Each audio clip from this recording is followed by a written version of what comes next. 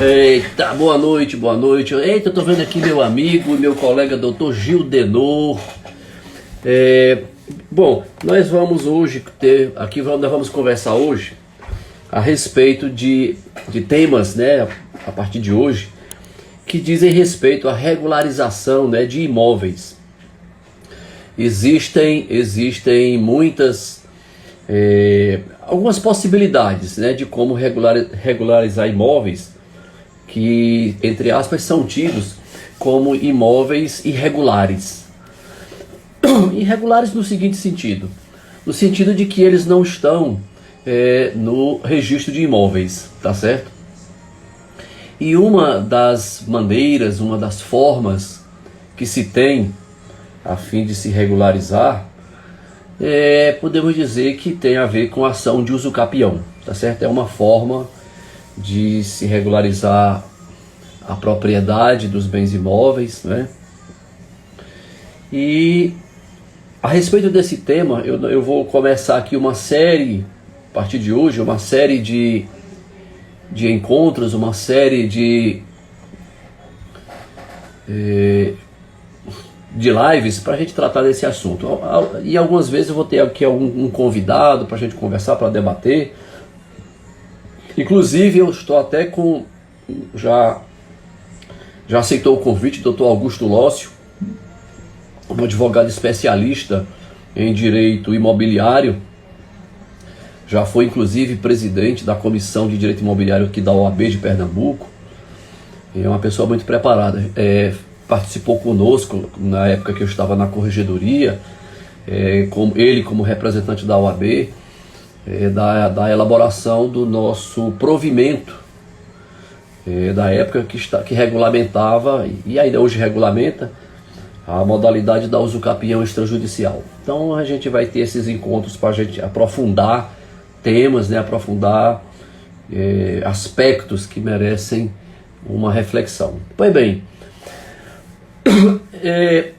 então você que tem um imóvel, está na posse de um imóvel há bastante tempo, há muito tempo, há 5 anos, 10 anos, 15 anos, 20 anos, saiba que essa posse prolongada poderá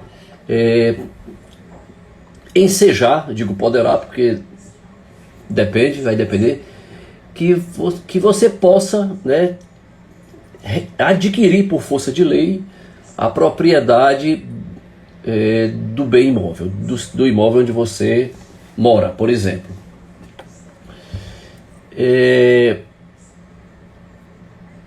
Então, por vezes, a forma de regularizar seu imóvel, de modo que ele passe a ter matrícula, registro imobiliário em seu nome, em certas situações o caminho vai ser a usucapião, tá certo? A usucapião, muito tem se dito, muito se fala, né, nos livros e por onde se lê, por onde se vê, que a usucapião ela não vou dizer que está errado, uma forma de aquisição originária. Originária no seguinte sentido: não há transmissão, não existe transmissão.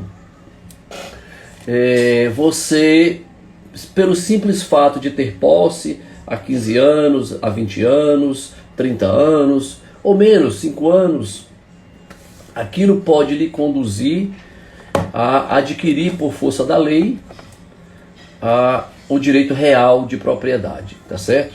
E isso possibilitar que o seu imóvel tenha uma matrícula imobiliária, fique regularizado perante o cartório, aquele documento do cartório tem lá um registro constando que o seu nome como sendo o proprietário do imóvel.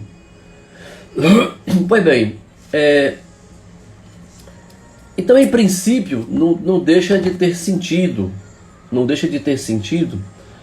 dizer que é modo de aquisição originária. Mas eu também, sem querer me aprofundar neste primeiro momento, isso vai ser motivo de depois um encontro próprio para isso. Mas o fato é que por vezes podemos nos deparar que, apesar da aquisição pela usucapião ser por essa modalidade, ela também pode acontecer que o usucapiente, né, aquele favorecido pela usucapião, a sua posse não é originária. Eu agora, nesta semana, no decorrer desta semana, de segunda-feira para cá, eu tive a oportunidade de trabalhar em um processo, né? Eu que sou magistrado, eu como juiz, aqui trabalhando em um processo de usucapião, e me deparei com a seguinte situação. Determinada pessoa ajuizou a ação de usucapião, porque tinha posse prolongada, nesse caso, se eu não estou enganado, há mais de 30 anos. Estava tudo certinho nesse aspecto. E aí, no curso do processo, a usucapiente faleceu, veio a óbito, foi a óbito. E aí, como prevê o Código de Processo Civil, artigo 110, existe ali a possibilidade de haver a sucessão processual, que, segundo a lei, vai acontecer, vai suceder a parte falecida o seu espólio, né?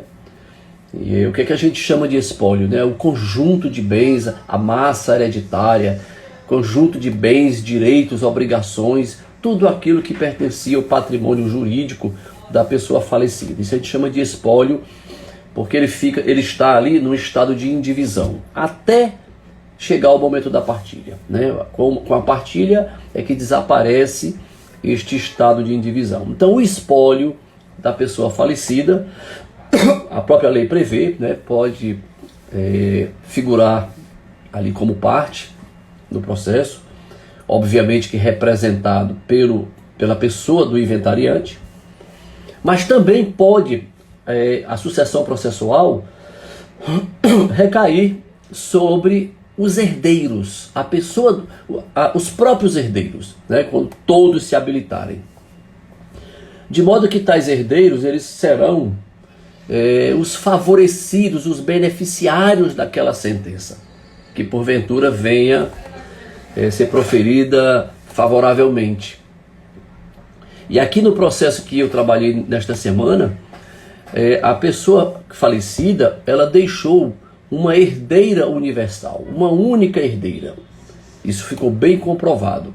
E aí, por óbvio, de acordo com como a lei previa, eu fiz a habilitação, né? Homologuei a habilitação da única herdeira, sucedendo a pessoa da parte usucapiente. De modo que a herdeira agora se tornou a usucapiente. Muito bem. Acontece que por força, essa herdeira só se tornou a nova usucapiente em razão da sucessão hereditária, porque com a morte da mãe ela herdou aquele direito, aqueles direitos de posse, e posse ad usucapionem, e quando se herda, aquela aquisição da herança não é aquisição originária. A aquisição de uma herança é conhecida como como sucessão ou como transmissão derivada. Por quê? Porque existe transmissão. Alguém transmite algo para você. No caso, foi a própria falecida que transmitiu os seus direitos de posse sobre aquele bem imóvel, né? E não é posse qualquer, posse ad usucapionem, posse de dono, transferiu para sua filha, de modo que sua filha, por força disso, sucede ela também na titularidade desses direitos de posse. E aí surge uma questão que pode gerar alguma polêmica, ou pelo menos para a gente parar para pensar, qual seja, haverá ou não haverá aqui nesse contexto que eu acabei de relatar, a obrigatoriedade de esta herdeira, que agora se tornou a nova usucapiente, recolher o imposto de transmissão causa-morte, o nosso chamado ITCMD. Por quê? Porque aqui ela adquiriu aquela posse em razão da transmissão feita em razão da morte. E aí, assim, isso pode causar algum espanto, porque o que é que a gente pensa à primeira vista? Pensa sempre naquela noção de que o usucapiente tem direito à aquisição,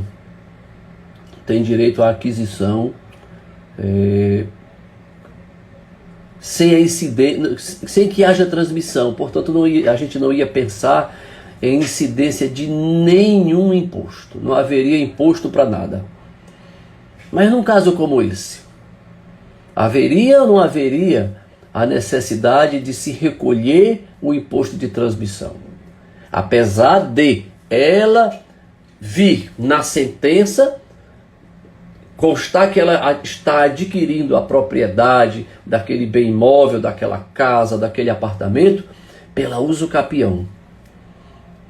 Isso pode deixar ali, tanto quanto escondida, a ideia de que ali não houve transmissão nenhuma.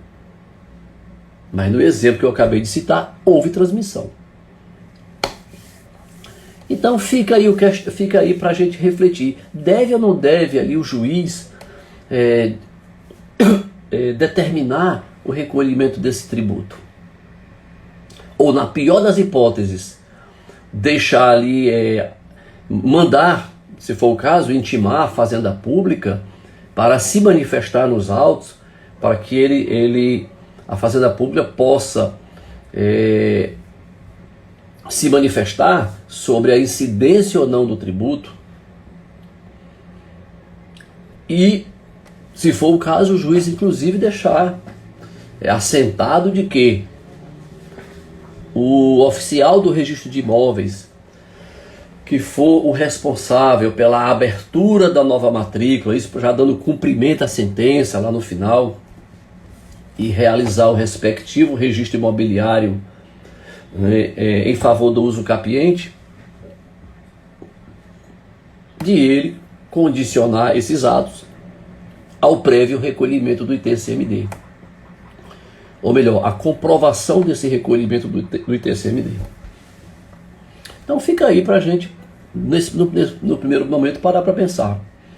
Assim também, nesse contexto, quando se verifica o seguinte, também tive a oportunidade de conversar com um colega magistrado, nesta semana, doutor Neemias, querido colega e um dos excelentes juízes aqui da capital do estado, sobre uma situação que ele estava trabalhando em um respectivo processo. O usucapiente ajuizou uma ação de usucapião uma semana após ele ter adquirido onerosamente, os direitos de posse. Houve uma cessão dos direitos de posse. Exemplificando, para deixar isso mais claro. Por exemplo, Maria tem aqui a posse de determinado imóvel, de uma casa, por exemplo. Maria tem a posse desse imóvel, vou colocar, há 20 anos, há muito tempo. Posse mansa, pacífica, ininterrupta, sem nenhuma oposição, posse de dono. Ela se comporta como dona. E aí, ela simplesmente surgiu a necessidade, ela resolveu ceder para Sérgio Paulo os direitos de posse. Como é que as pessoas falam no dia a dia? Eu cheguei para Maria e disse: Maria, eu quero comprar a tua casa. Ela disse: eu vendo. Quanto custa? 300 mil reais. Como ela não tem propriedade, ela só tem posse, a única coisa que ela pôde transferir para mim, fizemos por um contrato bacana, bem feito, foi a cessão dos direitos de posse. Nada mais do que isso. De modo que, em razão dessa transmissão, eu me tornei o novo possuidor. E eu consegui explicar a minha posse, decorrente dessa transmissão. Perfeito. E eu, uma semana em seguida, já promovi a ação de usucapião, querendo adquirir a propriedade. E, obviamente, fazendo-me valer da regra do Código Civil que permite a cessão de posses. Quer dizer, eu posso somar a minha curta posse de uma semana com os 20 anos de posse de Maria, que foi a pessoa que me cedeu esse direito de posse. A lei permite isso? Claro que permite. É possível isso? Sim, não tenha nem dúvida. É muito possível você fazer essa soma de posses, do possuído anterior com o do atual, sem problema nenhum. Ocorre que a posse de Maria que foi transmitida, aquela posse eu poderia muito bem considerar como uma posse originária, uma aquisição originária futura da propriedade, porque não houve transmissão. Ela adquiriu o direito da propriedade pelo usucapião só pelo uso prolongado da posse, só por esse fato. Eventual transmissão que aconteceu em período anterior ao tempo em que ela adquiriu a propriedade é irrelevante. Exemplo, para você entender melhor. Vou pensar aqui na usucapião especial urbana. É uma modalidade de usucapião, inclusive prevista na Constituição Federal, que se você tem a posse mansa, pacífica, ininterrupta, sem oposição, por um tempo de apenas 5 anos, você pode vir, ou você irá adquirir, por força da lei, da Constituição Federal, a propriedade. Aí pode legalizar isso, formalizar isso no cartório de imóveis. Perfeito. Mas só que você também adquiriu isso por uma compra, não é nem compra, uma cessão de direitos lá há 6 anos atrás, 7 anos atrás. Irrelevante, porque você já tem o tempo de posse suficiente para adquirir aquela transmissão anterior. Desse contexto, eu não iria nem pensar nela, embora ela mereça de nossa parte uma reflexão. Mas eu partiria do pressuposto de que eu tendo aquele tempo, a minha própria posse já tem tempo suficiente sozinha a usucapião, eu iria dizer que eu tenho posse originária para adquirir usucapião. Mas neste exemplo que o Dr. Neemias me trouxe, para a gente conversar, para a gente refletir, o que é que acontece? Aquela posse de uma semana não tem posse hábil, um tempo hábil para adquirir ele sozinho por usucapião. Ele haverá de somar com a posse do antecessor. É um único caminho. Mas fica claro, óbvio, que houve transmissão. Se houve transmissão, a gente pode parar para pensar também se haveria ou não haveria ali uma necessidade de se exigir o recolhimento do respectivo tributo. No caso aí, o ITBI. Então, assim, é algo para se refletir, né, sobre essa possibilidade de se exigir. Eu estou dizendo isso porque, por vezes, pode ser que o cidadão ou o próprio advogado, né, ainda assim muito preso àquelas ideias que veio da faculdade, até de alguns livros pelos quais estudou, enfim, que a aquisição da propriedade pela usucapião resulta sempre de aquisição originária, portanto, sem transmissão, portanto, sem que se possa sequer pensar, sem que se possa sequer imaginar da possibilidade de se falar em recolhimento de tributo, tá? Esse é um tema que eu que acompanho há algum tempo o trabalho de Dr. Valdeci Guzmão, que é um registrador, um dos bons registradores que nós temos no nosso estado, lá do município de Jaboatão dos Guararapes, que ele fala sobre isso, se preocupa sobre isso, sabe? É algo que vale a pena refletir, tá certo? Vale a pena refletir. Muito bem, então, dito isso, se adquirir por usucapião, você pode vir a se enquadrar em diversas modalidades. Nós temos daquele, o extraordinário, 15 anos é o tempo máximo, embora ele possa ser reduzido para 10, que aí você não precisa provar boa-fé, basta que tenha posse mansa, pacífica e ininterrupta sem oposição, o assunto está encerrado. Como você pode ter uma modalidade com um tempo menor, 10 anos, podendo ser reduzido para 5, né?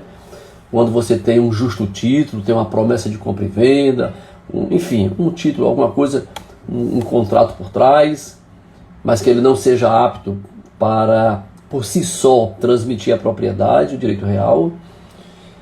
Temos a possibilidade da usucapião constitucional, né? Seja a especial urbana, ou seja a especial rural, que a gente vai em algum outro momento falar sobre cada uma delas, mas estou falando aqui a grosso modo das suas possibilidades.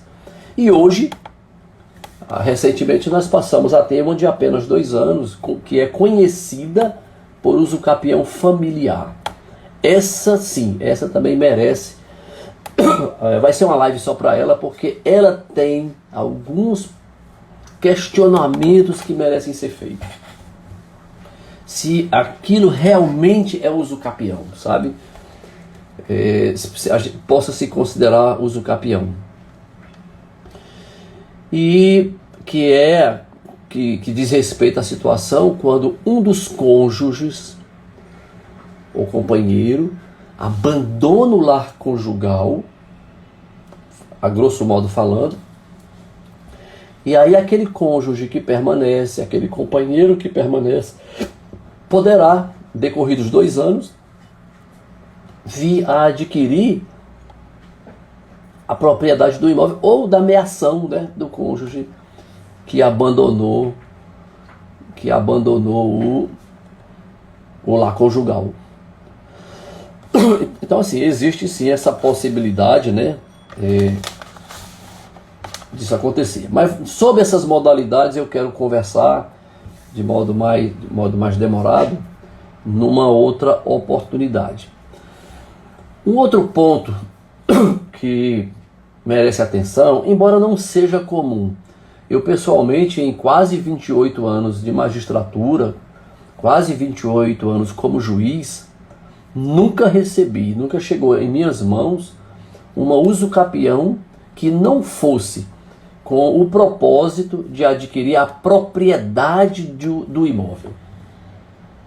Isso mesmo, propriedade. Eu hoje aqui moro nesta casa, mas ela não está em meu nome no cartório. Portanto, eu não sou dono. Sobre isso, até me permita aqui fazer um breve parêntese. Na sala de aula, eu que sou professor, é muito comum os alunos se dirigirem. Ah, professor, porque lá o apartamento que a gente mora, papai comprou da construtora, mas ele nunca colocou no nome dele. Até hoje está lá no nome da construtora. Quer dizer, então aquele apartamento que você chama de seu, saiba, você só tem a posse.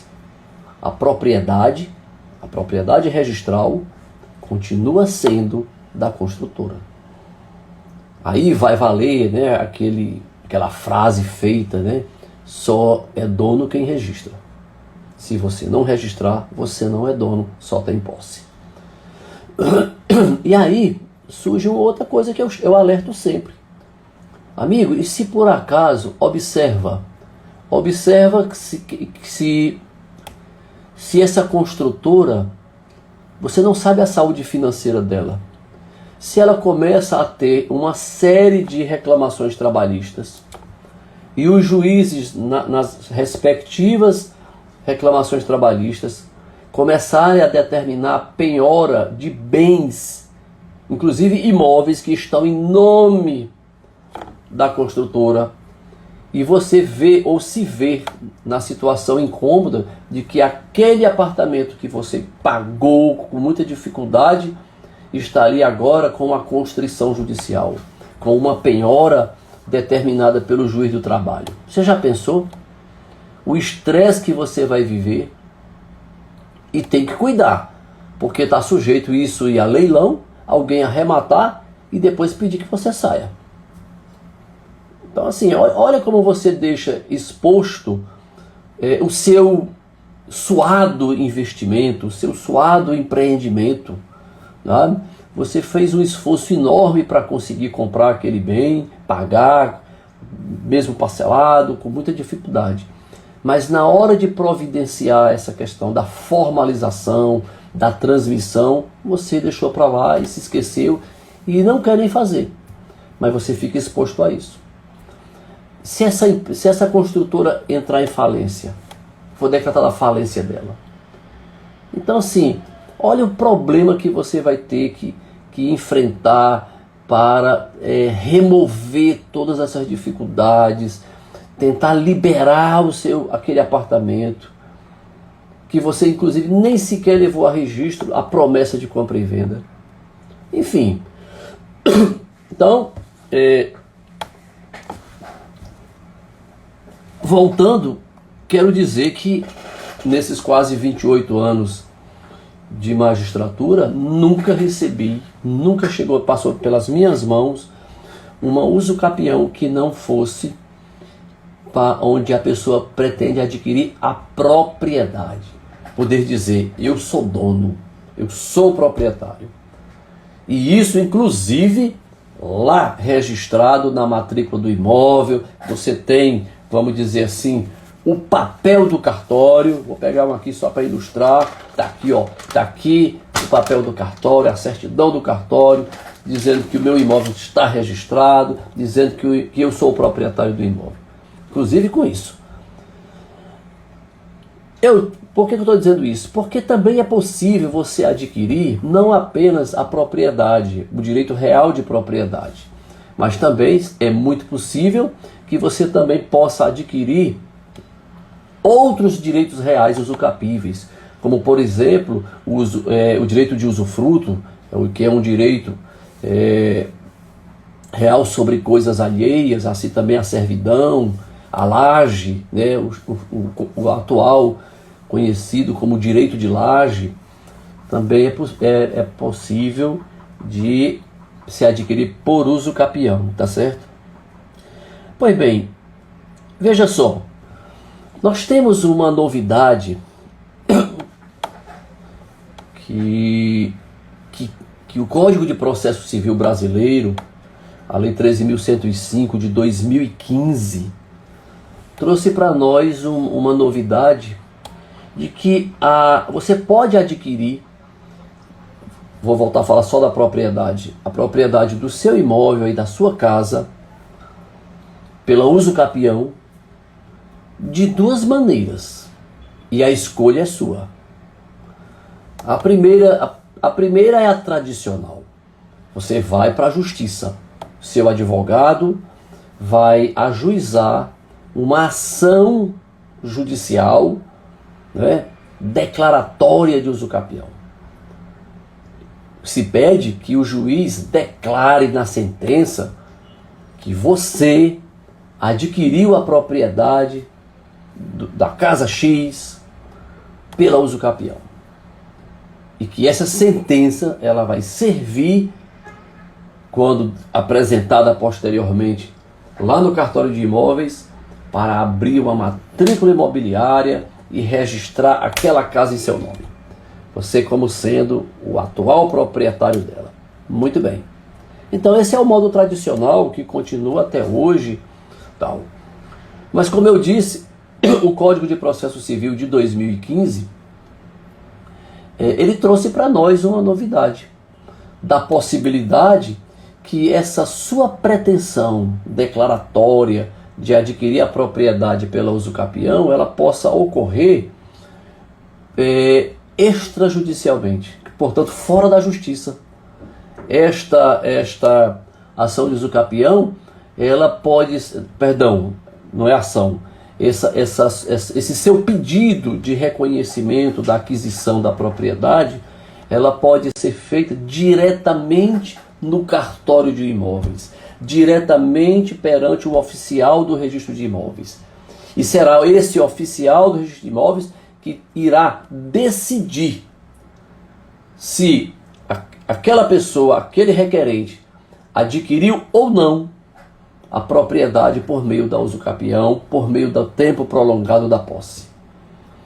Então, assim, são opções. Você tem hoje essas duas opções, né? Que aí você, conversando com o seu advogado, ele irá apontar qual será a melhor opção, né?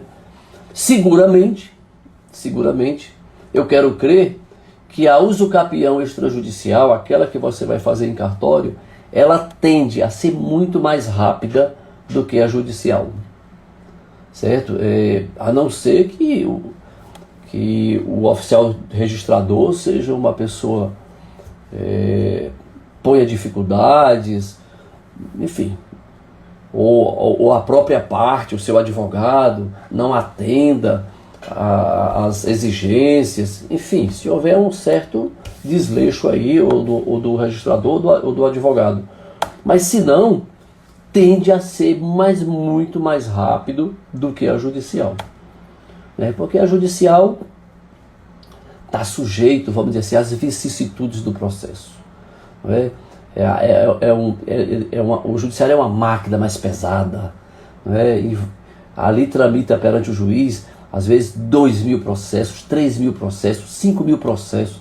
O seu processo é só mais um, né, que está ali naquele contexto. Mas enfim, são opções, né, que a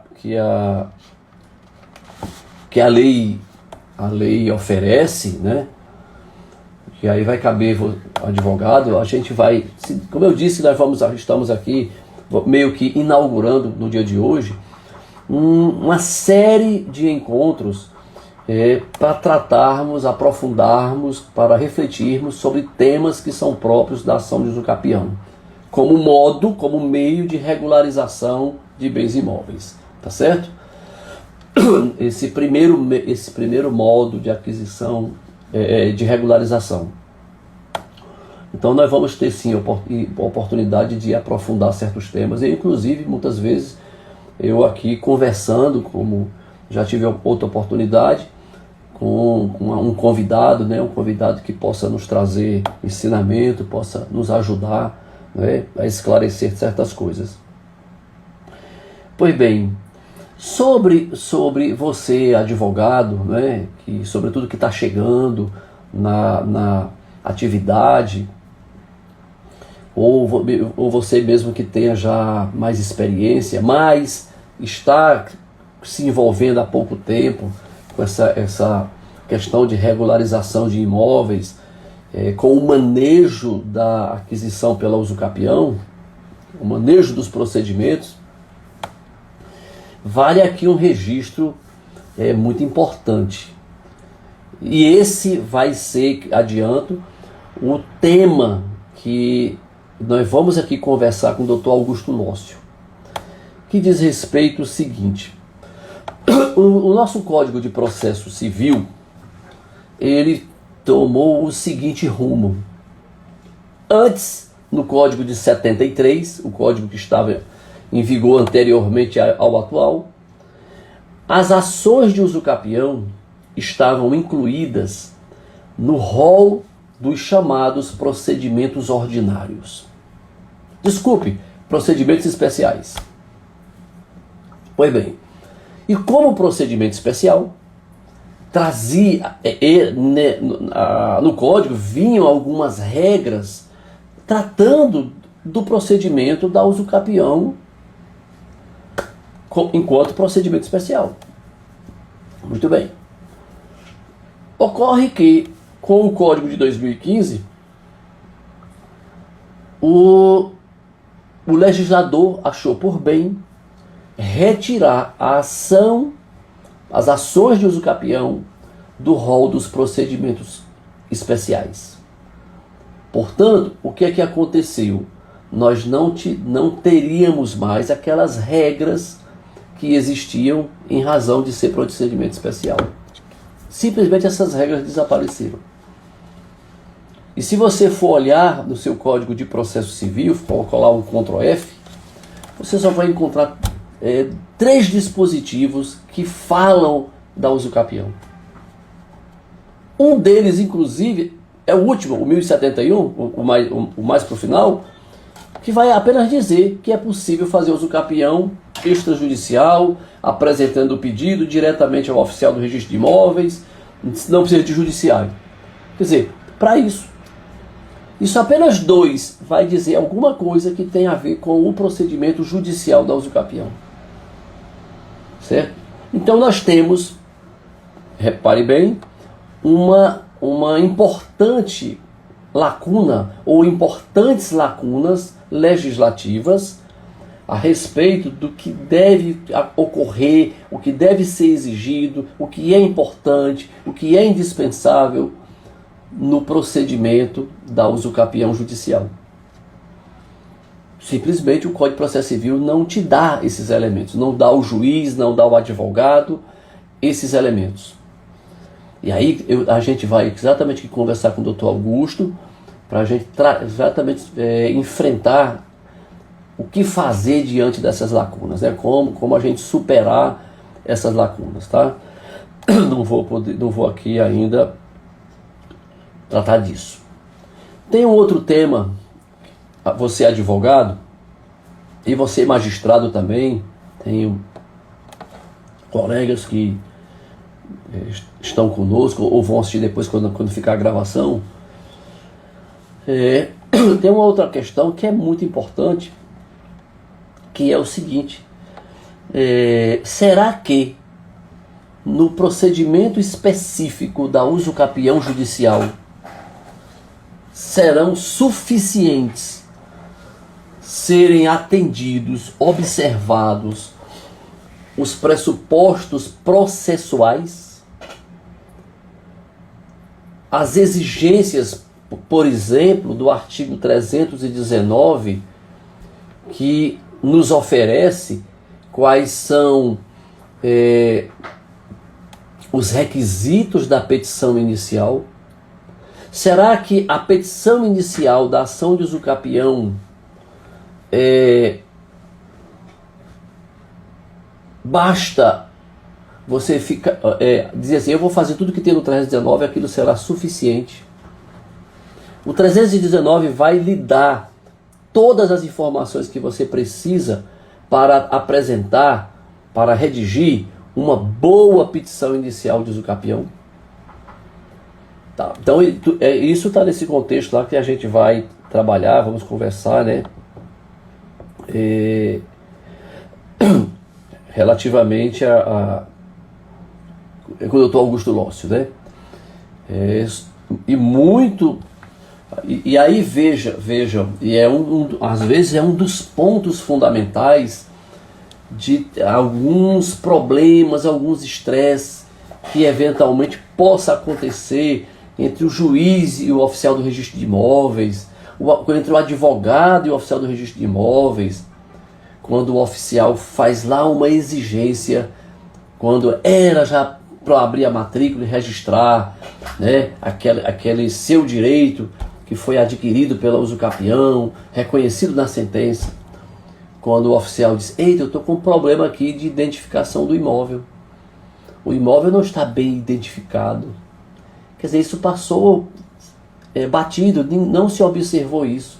Achou que isso não era necessário. Né? Não se faz uma boa qualificação do bem objeto da usucapião. Tá?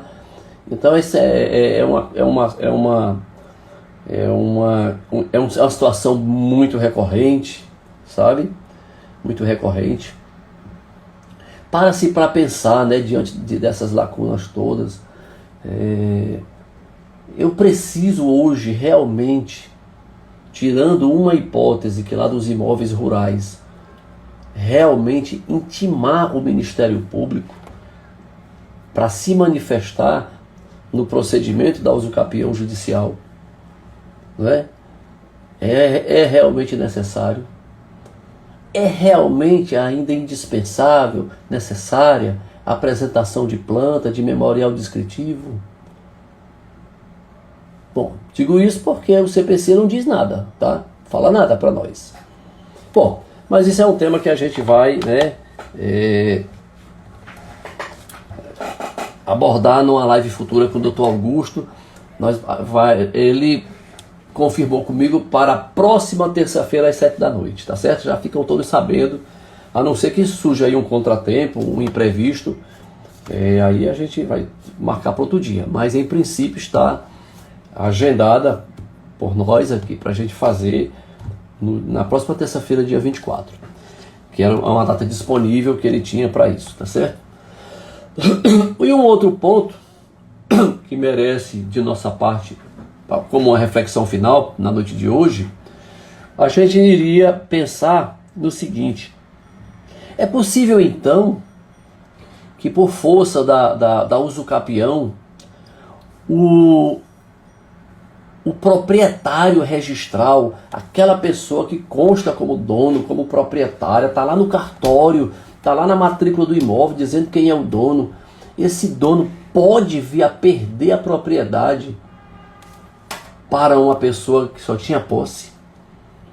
Quer dizer, eu perco a propriedade e o outro adquire, não houve transmissão, mas só pelo fato da posse prolongada, com aqueles outros requisitos, com aquelas qualidades. E mais uma questão: é realmente, dentro desse contexto da lacuna do CPC, é realmente necessária, indispensável que o advogado, a parte, apresente, comprove que o imóvel usucapiendo, o imóvel que está sendo objeto da usucapião, da ação de usucapião, está ou não registrado em nome de certa pessoa, de terceira pessoa? Isso realmente é importante, isso realmente é absolutamente indispensável. E por quê? Não é? E por quê? Isso aqui eu estou só dando um aperitivo das conversas que eu vou ter com o Dr. Augusto, que eu não posso adiantar. Mas, isso na terça-feira que vem, dia 24. Mas tem uma outra questão que também é muito recorrente, mas é recorrente demais no judiciário, muito comum. Com a petição inicial vem documentos, o advogado junta documentos, e ali ele anexa uma certidão, que a gente chama de certidão negativa. Vem de um cartório, vem de um oficial do registro de imóveis, uma informação por certidão de que aquele imóvel não tem registro imobiliário. E aí essa singela certidão, ela é apresentada em juízo para efeito de dizer, olha, não tem registro nenhum, o imóvel não tem documento em cartório, não tem nada. Será? Então, existem, na verdade,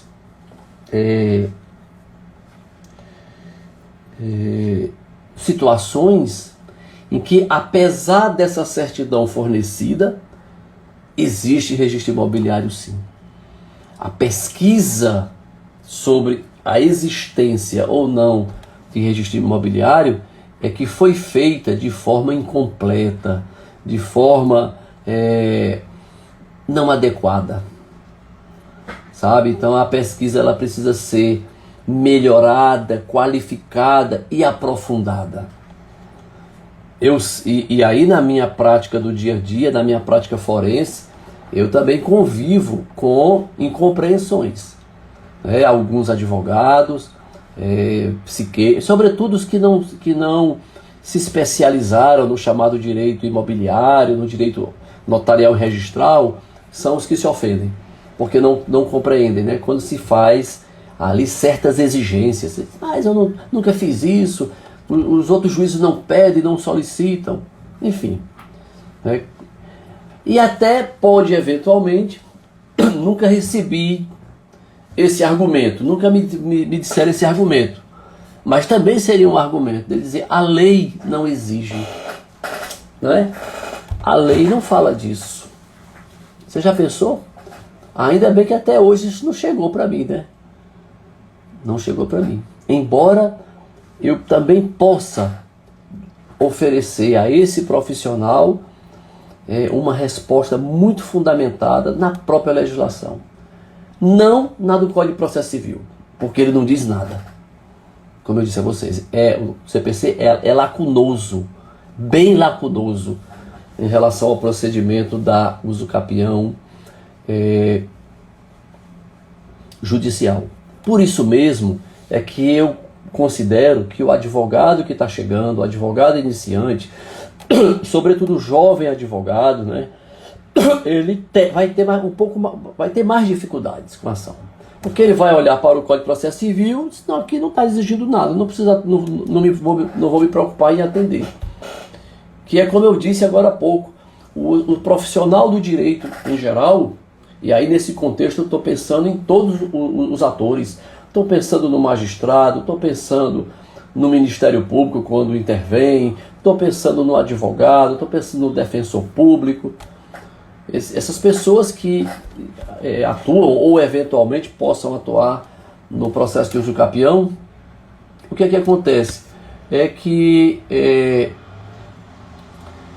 foca-se totalmente em procedimentos, em pressupostos processuais, se estão ali presentes ou não estão, as condições da ação, etc. Se o 319 estão atendidos, pronto, fica nisso, tá? Então, termina que esse profissional vai ter mais dificuldades, né? E se o juiz também não se atentar para essas peculiaridades, se o juiz não se atentar para essas questões, ele também tem tudo para proferir uma decisão judicial que não oferece a necessária segurança jurídica a que o jurisdicionado tem direito. E aí por falha do juiz e do advogado, né? E existe uma possibilidade muito grande, mas muito grande, dessas imperfeições serem detectadas lá pelo oficial do registro de imóveis, quando a ele for apresentado o mandado do juiz, né, já dizendo para abrir a matrícula imobiliária e fazer o registro em nome do usucapiente.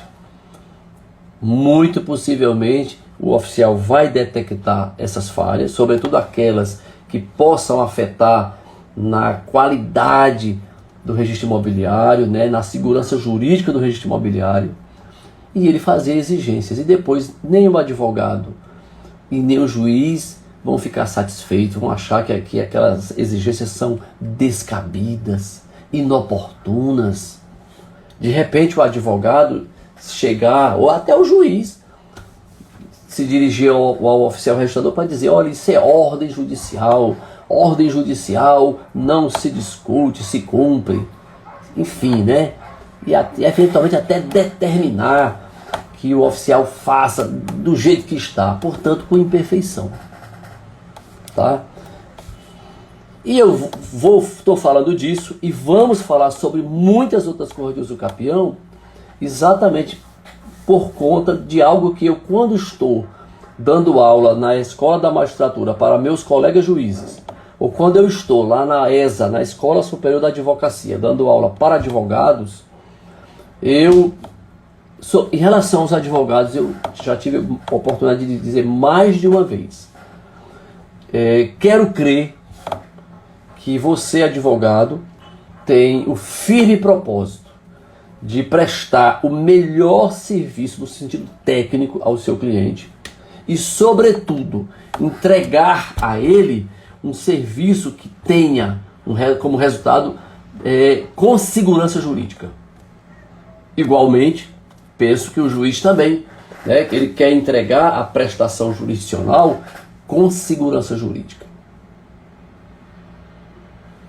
vocês vão entender perfeitamente bem se eu disser que segurança jurídica tem a sentença se determinadas pessoas não foram citadas do processo, dos termos do processo. Quem é do ramo sabe do que eu estou falando. Citação é o ato, né, em que o juiz comunica ao réu: ei, está sendo promovida uma ação, um processo contra você. Está aqui a cópia da petição inicial, que é para você ler o que foi que o autor está falando de você, o que é que ele está querendo. Já estou te dizendo que você tem um prazo, geralmente de 15 dias, para se defender, para contestar. Enfim, né? Então, já vai te advertir das consequências que você se submete se você perder o prazo de contestação. Enfim, vai tudo ali. O ato de citação é esse ato que dá todas essas informações.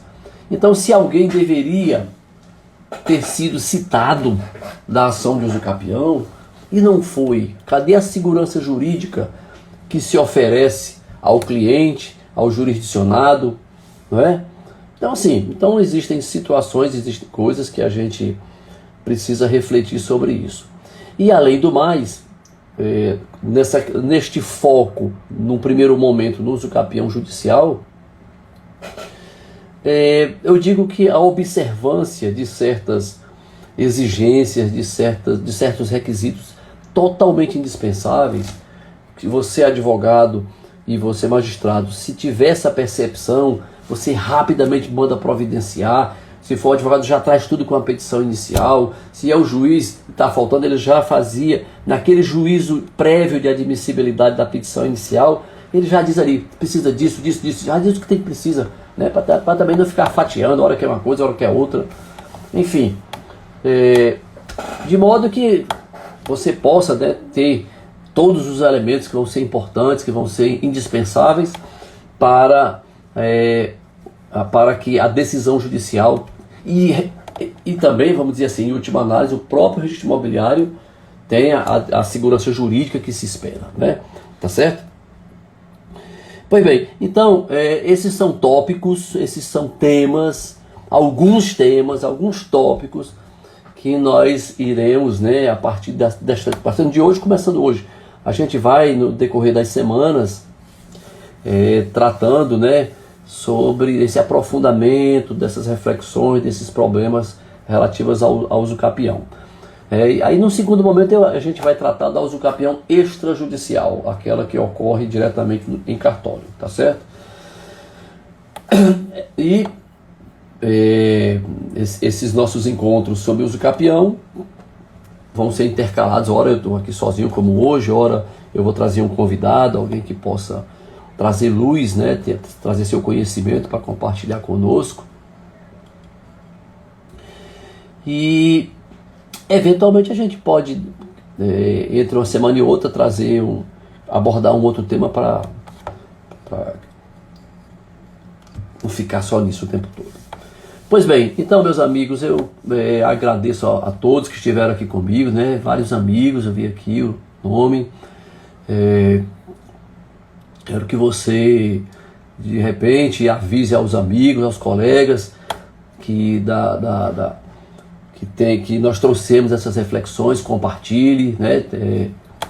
Leve ao conhecimento de todos. Que o que nós estamos aqui fazendo é o quê? É compartilhando o conhecimento, certo? O que nós estamos fazendo aqui é isso, repassando o conhecimento, mas também, e acreditem, eu sempre aprendo, sabe? Eu digo sempre que na medida em que eu procuro compartilhar o pouquíssimo que sei, eu também aprendo com as pessoas com quem eu converso, as pessoas que às vezes estão comigo, enfim. Às vezes eu em sala de aula, que eu sou de sala de aula há quase 20 anos, eu aprendo todo semestre com meus alunos, até o aluno mais jovem, às vezes garoto, às vezes o cara diz uma coisa que eu nunca parei para pensar, né? Então tem isso também, tá?